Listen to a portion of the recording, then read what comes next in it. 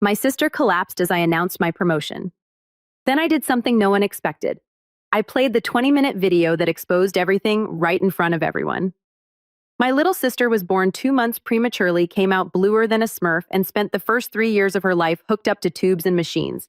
Naturally, my parents were super protective of her. They'd stay by her side, buy every toy she wanted, and demand I ditch hanging with friends to babysit her. At first, I thought this was right. She was my chronically ill baby sister.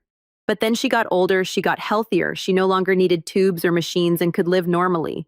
However, by this point, she had learned that being sick got her whatever she wanted, whether that be materialistic things or just sympathy and attention. It started with her headaches mysteriously coming back whenever she was doing homework. My parents would take the homework away before replacing it with ice cream. And by the time Emma turned 11 and I was 16, she had perfected her act, and that really bothered me because her pain only struck during my moments. When I made varsity soccer, she developed mysterious stomach cramps that required my parents to leave my first game early. When I got accepted into college, she collapsed during my celebration dinner, and we spent the night in the ER where doctors found nothing wrong. The worst part was how she'd smirk at me when our parents weren't looking. She even practiced her pain faces in the mirror. I tried showing my parents once, but Emma had already told them I was jealous of the attention she needed for her condition. My boyfriend Jake lasted 8 months before Emma got to him. She created fake screenshots of messages where I supposedly called her a faker and wished she would just die already. The breakup happened at a coffee shop. Jake slid his phone across the table, showing me the evidence Emma had compiled. He said he couldn't be with someone who treated their sixth sister so cruelly. Emma texted me a selfie wearing the hoodie Jake had given me. That was my breaking point. For 5 years, I had watched her steal everything, so I started watching her closely, way more closely than anyone ever had, and I noticed a pattern every time she was in pain. She always grabbed her right side. Whether that's her head, her kidney, always right side. She always called specifically for mom, always rated her pain between 8 and 10, and always recovered in exactly 2 to 3 hours, which was just long enough to ruin what I had planned. Once I knew this, I developed my plan, and last Sunday it went down better than I ever could have hoped for. We were having our monthly family dinner with all the aunts, uncles, and cousins. 20 minutes before dinner, I went up to the bathroom where I recorded a video. I explained in the video that I was about to make a fake announcement about getting promoted at work. In this video, I predicted exactly how Emma would react. I said she would wait for the applause to die down, then grab her right side and whimper for mom. She would rate her pain as an 8, 9, or 10. She would need to lie down immediately, and she would ask mom to take her to the hospital if the pain doesn't get better within 20 minutes. At dinner, I stood up and clinked my glass. I got everyone's attention, then announced I had just been promoted with a huge raise. Everyone applauded and congratulated me, uncles patting my back, cousins hugging me, my mother with tears of pride in her eyes. The sound of clapping echoed through the dining room, mixed with congratulations and jokes about how I could finally pay my own bills. Uncle Roberto made a joke about me becoming the rich niece of the family, while Grandma was already planning out loud how I could help with her medications. I kept the smile on my face, waving and thanking everyone, but my eyes were fixed on Emma. She was sitting at the other end of the long table between my cousin Marcus and Aunt Sandra, absent-mindedly playing with the mashed potatoes on her plate. For a moment, she almost seemed genuinely happy for me, almost, but I knew her too well. I saw when something changed in her expression. It was subtle as it always was, a small contraction around the eyes, a slight stiffening of the shoulders. She looked around the table, noticing how all attention was focused on me, how people were really excited about my achievement, how I was shining. And then it began. First, she stopped eating. She let her fork drop onto her plate with a low clink that only a few people nearby noticed. Aunt Sandra asked if she was okay, but Emma just shook her head with a forced smile, one of those she used when she wanted to appear brave despite the pain. I continued talking with Uncle Pedro about the details of the promotion, lying shamelessly about responsibilities I didn't have and a salary that didn't exist. But part of me was timing it 3, 2, 1. Like a Swiss watch, she brought her hand to the right side of her abdomen. The first moan was almost inaudible, a low sigh that mixed with the noise of conversations. But Emma knew exactly how to project her voice, so it seemed like she was trying to hide something. My cousin Marcus, who was beside her, stopped in the middle of a story about his new job. "Emma, everything okay there?" he asked, leaning slightly toward her. "It's nothing," she murmured, but loud enough for at least half the table to hear. Her voice had that specific tone, brave but with a hint of vulnerability, that always melted people's hearts, just a little pain. And so began the show I had watched so many times before. Aunt Sandra immediately turned completely toward Emma, forgetting the conversation she was having with Grandpa about politics. What kind of pain, dear? Where does it hurt? Emma curved slightly in her chair, a perfect performance calculated to the millimeter, not too dramatic that would seem fake, just enough to show real discomfort. It's here on the right side, she said, pressing her hand against the side of her body. It came out of nowhere. I watched the change happen in real time. Conversations began to lower in volume. Glances gradually turned toward Emma. My promotion, which minutes ago was the center of attention, began to disappear into the background, replaced by the automatic family concern that always surrounded my sister. Mom, who was beside me laughing at a story Uncle Carlos was telling, suddenly stopped mid-laugh. That expression I knew so well began to take over her face, the maternal panic that Emma knew how to invoke with surgical precision. Emma, what happened, my love? Mom was already halfway up from her chair napkin, falling to the floor. Emma raised her eyes to her, always to Mom first, never to Dad. I had noticed this pattern years ago. Mom, it's hurting quite a bit, she whispered, her voice trembling just the right amount, not too much, not too little, enough to sound genuine but not so much that it seemed theatrical. Dad as always went into problem-solving mode.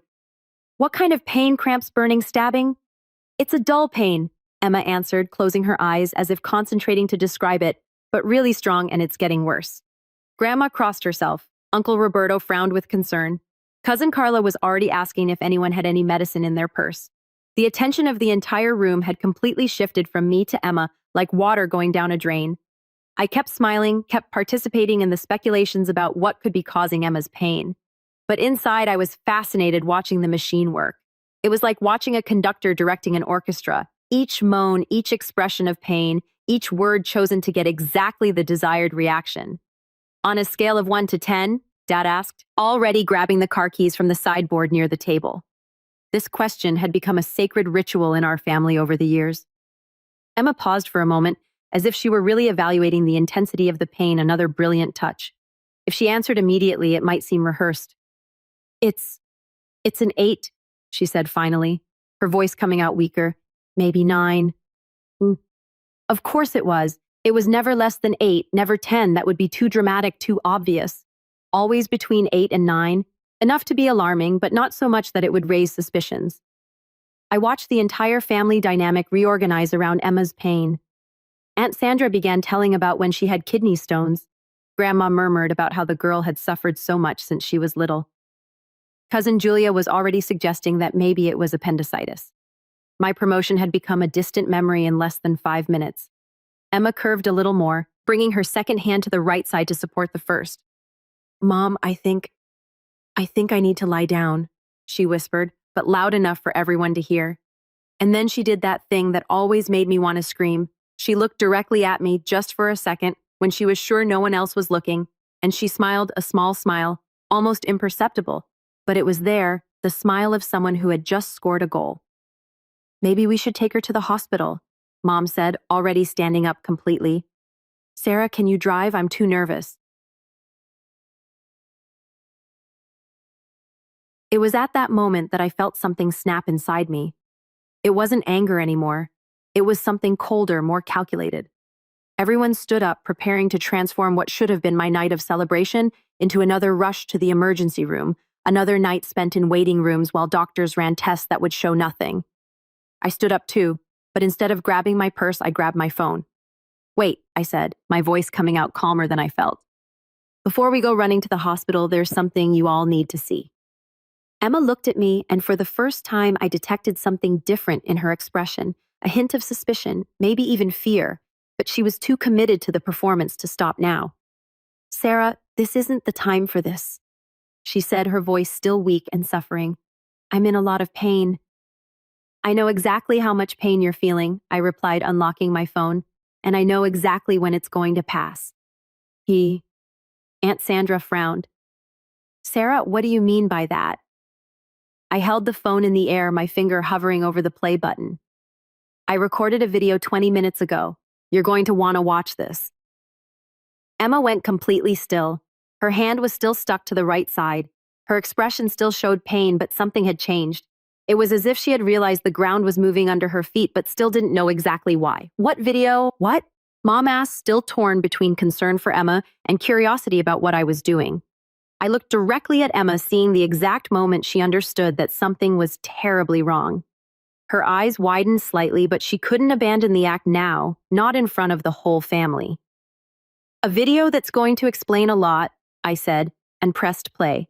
My voice came out clear and firm from the phone speaker. It's 6:40 p.m. on Sunday. In 20 minutes, I'm going to make a false announcement about a promotion at work during family dinner. When I do this, Emma will wait for the applause to finish, then she'll hold the right side of her body and call for Mom. She'll rate the pain as 8 or 9, she'll ask to lie down, and if she follows the pattern, she'll suggest going to the hospital in exactly 15 minutes. The silence in the room was so dense I could hear the tick-tock of the wall clock. All eyes turned to Emma, who had become completely petrified, her hand still glued to the right side as if it had been stuck there. She always holds the right side. My recorded voice continued mercilessly. No matter what type of pain it is, head, stomach, kidney, always the right side. Always calls specifically for Mom first, and she always recovers in 2 to 3 hours, just enough time to ruin any important moment of mine. Grandma was the first to find her voice. Emma, is this true? Emma tried to recover, but I could see the panic growing in her eyes. I don't know what Sarah is talking about, she stammered, trying to return to the suffering tone of voice. I'm really in pain. Don't you believe me? I'm not done yet, I said, pausing the first video. That was just the appetizer. I navigated to the next folder on my phone, a collection I had been meticulous in compiling over the past few months. Do you want to see what really happened at high school graduation? Sarah, stop this, Emma whispered, but her voice had lost all that theatrical fragility. Now it sounded sharp, almost threatening. I played the next video. It was a recording from the school's security camera that I had gotten through a friend who worked in administration. The image showed Emma in the side hallway of the school near the water fountains 5 minutes before the ceremony began. She was completely alone, checking her phone. Then suddenly she put the phone away, looked around to make sure no one was watching, and started practicing. There, alone in the hallway, my sister was rehearsing expressions of pain. She frowned, brought her hand to her chest, made different grimaces in the reflection of the glass window. She was literally rehearsing which would be the most convincing. My God, Aunt Sandra murmured, her hand flying to cover her mouth. Wait, there's more, I said, moving to the next file. Remember when Jake broke up with me, when he said I was cruel to my sick sister? Emma went pale. Sarah, don't. Oh, these are the original messages she sent to Jake pretending to be me. I showed the screenshots I had managed to recover from her phone's backup, another favor I got from a tech friend. Look at the dates and times. She waited for me to leave the house to use my computer and create fake accounts. The messages were cruel, saying horrible things about Emma that I would never think, let alone write. But they were written in my style with slang. I used details that only someone who knew me well would know to include. Dad took my phone with trembling hands, reading message by message. His expression grew darker with each line. She even researched my class schedules to know when I wouldn't be home, I continued. She created a fake Facebook profile with my photo, added Jake as a friend, and started sending these messages pretending to be me. When he confronted me about the messages, she pretended to be shocked and said, I must have let someone use my computer. Emma, Mom said, her voice coming out as a broken whisper, this can't be true. But it is, I said, feeling a dark satisfaction watching Emma's house of cards begin to crumble. And there's more, much more. I moved to the next file, an audio recording I had secretly made the previous month. This is Emma on the phone with her friend Beatrice last week. Emma's voice came out clear from the phone. It's really easy, B. You just need to know the right spots. Mom gets desperate if I say it's a headache on the right side, but if I say it's in the stomach, she takes longer to react. And it always works better when Sarah is having a good day.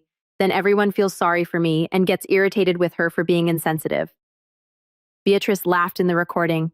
You're terrible, Emma, but your sister really is kind of annoying anyway. She thinks she's better than everyone. Emma continued, she was always the favorite, always had everything easy. At least when I pretend to be sick, I manage to get them to pay attention to me too, and it's fun to see her getting frustrated. The silence that followed was deadly. Emma was white as paper, trembling, and this time the trembling was real. Emma, Grandma said, her voice loaded with a disappointment that cut through the air. How could you? There's more, I said, relentless. Do you want to see the video of when she fainted at my 18th birthday party? This time Emma tried to get up, probably to run away, but Uncle Roberto gently held her by the shoulders. Stay there, Emma. I think you need to hear this.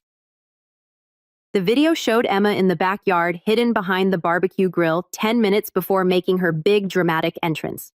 She was testing different ways to faint on the grass, checking which angle would be most convincing and least dangerous. She practiced for 15 minutes. My voice narrated in the video. She tested falling sideways, falling forward, falling backward. She chose the side because the grass was softer there. Cousin Carla made a sound that was half shocked laughter, half groan of disbelief. Emma, this is sick. It's not sick, I said, finally putting the phone away. It's calculated, systematic. She turned manipulation into an art. Emma finally exploded. Okay, damn it. Do you want the truth? I faked it. I faked it a few times, yes. But you don't understand. The tears started rolling, but now they were different tears of anger, of frustration, of someone caught red-handed. Do you think it's easy being perfect? Sarah's sister, Sarah, the smart one? Sarah, the popular one, Sarah who never does anything wrong? Do you know what it's like to grow up in her shadow? So you decided to sabotage me, I replied coldly. Destroy my relationships, ruin my important moments, make everyone think I'm a cruel and insensitive sister because you had everything. Emma, I screamed, all pretense of being sick, completely abandoned. You always had everything. And me? I was just the sister who almost died as a baby. The only way you'd pay attention to me was when I was sick. But you weren't sick. Dad said, his voice low but loaded with deep disappointment. You were lying for years and sabotaging your sister's life in the process. Mom added, tears streaming down her face. Emma, how could you be so cruel? Cruel, Emma laughed, but it was a bitter sound. Do you want to know what's cruel? It's growing up watching your sister get congratulated for breathing while you need to almost die for someone to notice you. You were never almost dying, I exploded. At least not in the last 5 years. You were acting, manipulating, lying. Because it worked, she screamed back. Because it was the only thing that worked. Uncle Roberto slowly stood up from his chair. I think I better leave, he said, clearly uncomfortable with the situation. No, I said firmly. Stay, all of you, because there's one more thing. Emma looked at me with pure terror. Sarah, don't, please. Tell them about the money, I said, my voice low but sharp as a blade. What money? Mom asked. Emma remained silent, but her expression was confession enough. The money you gave her to buy medicine, I continued. Those expensive medicines the doctor supposedly prescribed, the ones she said health insurance didn't cover. Dad went livid. Emma, tell me you didn't. Hi. She spent it on makeup, clothes, going out with friends, I said. I have the bank statements. I have photos of the purchases she posted on Instagram. You gave her over 3,000 re in the last 6 months. 3,000 re, Grandma repeated, incredulous, which she spent on everything except medicine. I completed because she didn't need any medicine because she was never sick. Emma began to sob, but now no one moved to comfort her. It was as if an invisible barrier had formed around her. 15 years, Mom whispered. 15 years believing, worrying, canceling plans, losing nights of sleep. And I lost 15 years of my life, I added. 15 years being treated as the cruel and insensitive sister. 15 years watching my important moments get destroyed. 15 years being blamed for not having enough patience with the sick sister. Emma raised her face, tears making tracks in her makeup. Sarah, I'm sorry, I'm really sorry. Now you're sorry, I said, now that you've been caught. Aunt Sandra shook her head, getting up from the table. Emma, I don't know what to say. This is very serious. You all know now, I said, looking around the table. You all know what kind of person she really is. You know what she did to me, to this family for years. Emma tried to get up, probably to flee, but Mom held her by the arm. No, and Mom said, her voice firmer than I had heard in years. You're going to stay here. You're going to listen to everything. You're going to face what you did. And it was at that moment that I knew I had succeeded. It wasn't just about exposure, it was about justice. Finally, after all these years, the truth had come to light, but I still wasn't finished. There was still one last card to play, and this would be the one that would really finish Emma once and for all. There's one more thing, I said, pulling up a chair and sitting directly in front of Emma. The last piece of the puzzle. Emma looked at me with red and swollen eyes. All the fight had gone out of her. Sarah, please, they understand now. No, they don't understand everything yet, I replied, taking my phone again. Because you still don't know about Mike. The name fell like a bomb in the room. Emma went white as paper. Mike, your ex-boyfriend, Mom asked, confused. But you broke up because he moved to Denver. No, I said, keeping my eyes fixed on Emma. We broke up because my dear little sister hit on him and he fell for her. Emma started trembling. Sarah, don't show them. Emma, I said coldly. Show them the messages you sent him, the photos you sent. What photos? Dad asked, his voice becoming dangerous. Emma here found out that Mike was going to propose to me. I continued, savoring each word. He had told me he wanted to buy a ring, and our dear Emma couldn't let that pass, could she?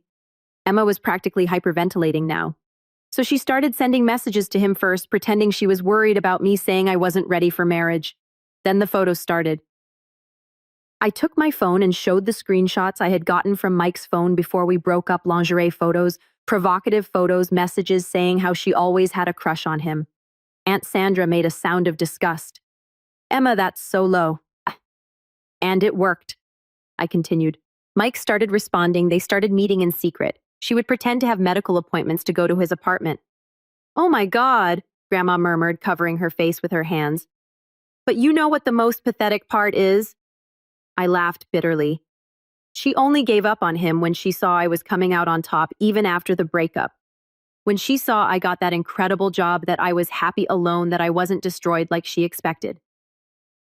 Emma finally found her voice, but it was just a broken whisper. Sarah,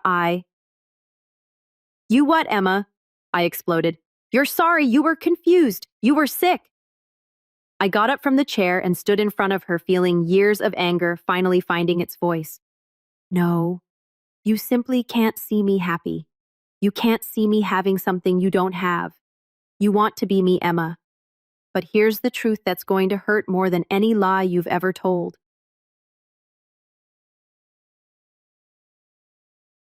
The room was in absolute silence. All eyes were on me. You'll never be me. You'll never even come close. You can't even be the under my shoe that I stepped on last week. Emma sobbed, but I wasn't finished. Because you know what the difference between us is.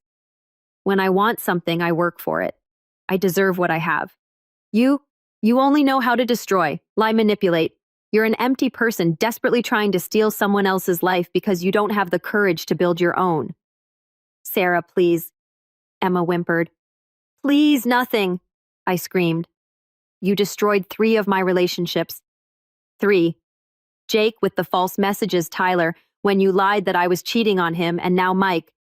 3 men I loved that you drove away from me because you can't stand to see me happy. Dad stood up, his face distorted with anger. Emma, is this true? Emma couldn't even speak, just cried. And you know what Mike told me when I confronted him? I continued mercilessly.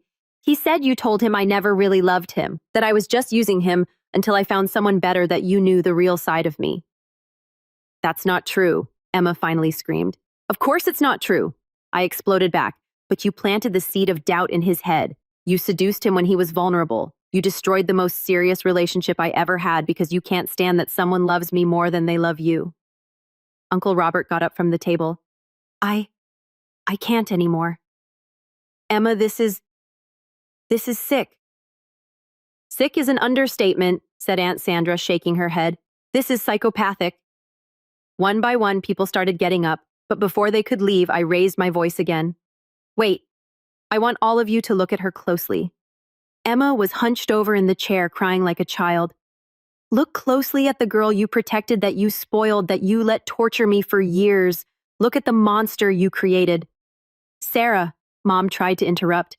No, I cut her off. You're going to hear this. You're going to hear everything. I turned to Emma again. Do you want to know why you'll never be me? Because I have something you'll never have. I have character. I have dignity. When I make mistakes, I own up to them. When I want something, I earn it with honor. You're a pathetic faker who needs to steal crumbs from my life to feel relevant. You're so small, so insignificant, that the only way you find to exist is by destroying other people. Emma was shaking violently now. And now everyone knows. Everyone sees you for what you really are, a liar, a manipulator, an empty person who spends her whole life trying to be someone she'll never be. I turned to the family. And you who always took her side, who always made me feel like the villain, I hope you're proud. Because this is the daughter, the granddaughter, the niece you raised. Grandma was crying. Sarah, we didn't know. Of course you didn't know, I replied coldly, because you never wanted to know. It was easier to believe I was the bad sister than to admit your little darling was a demon. I looked at Emma one last time. She seemed to have shrunk in the chair, small and pathetic. Congratulations, Emma. You finally got what you always wanted. You're the center of attention. Everyone is looking at you. I made a dramatic pause. Too bad it's for all the wrong reasons. I grabbed my purse and walked toward the door. Oh, and Emma, when you're alone in your room tonight crying about how your life fell apart, I want you to remember something. I turned to look at her one last time. You did this to yourself. Every lie, every manipulation, every moment of pure evil. You chose this, and now you're going to live with the consequences. Where are you going? Mom asked, tears streaming down her face. Away from here, I replied. Away from this toxic family, this sick dynamic, and especially away from her. I pointed at Emma without even looking in her direction. I'm going where I should have gone years ago. I'm going to build a life where people like her can't reach me. The door slammed behind me, but not before I heard Emma start screaming, not from fake pain this time, but from real agony. The agony of finally having to face who she really was. And for the first time in years, the sound of her pain didn't make me feel guilty. It made me feel free.